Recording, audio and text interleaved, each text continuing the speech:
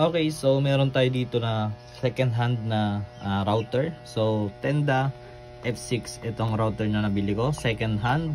Nabili ko lang siya ng 305 pesos sa Shopee, ano? So second hand ito. So etong router na Tenda na to, naka-connect siya sa ISP namin, doon sa isa naming router.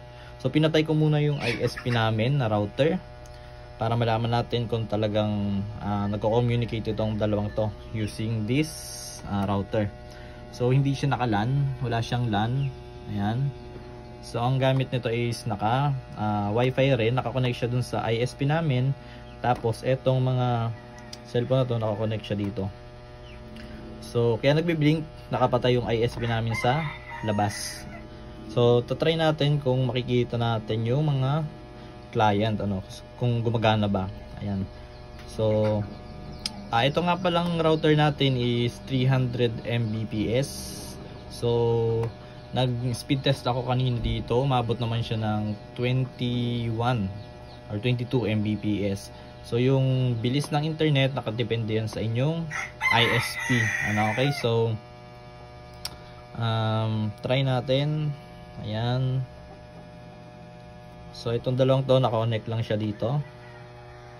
Ayan. So tingnan natin kung may scan itong ating server. Ayan. Ayan. So start client. Start. Ayan. So gumagana yung ating second hand na router. So ibig sabihin itong router na to is naka-disable yung AP isolation niya. So yung ibang router, yung mga router na katulad ng may mga guest, so yun ay naka AP isolate. So malamang hindi ito magko-communicate itong dalawang cellphone na to. So hindi siya makakaska ng mga client. Ayan. So kung yung router ninyo is hindi nyo mahanap yung AP isolation na option para i-turn on or i-turn off,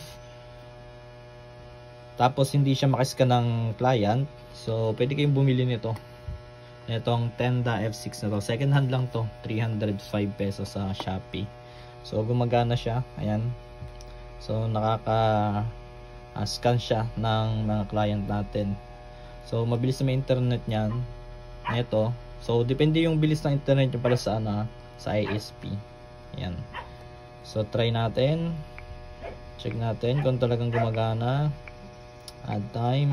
Ayan. So ayan, okay na, I understand. Tapos set natin, end natin yung time. Ayan. So gumagana siya sa Tenda F6. Okay.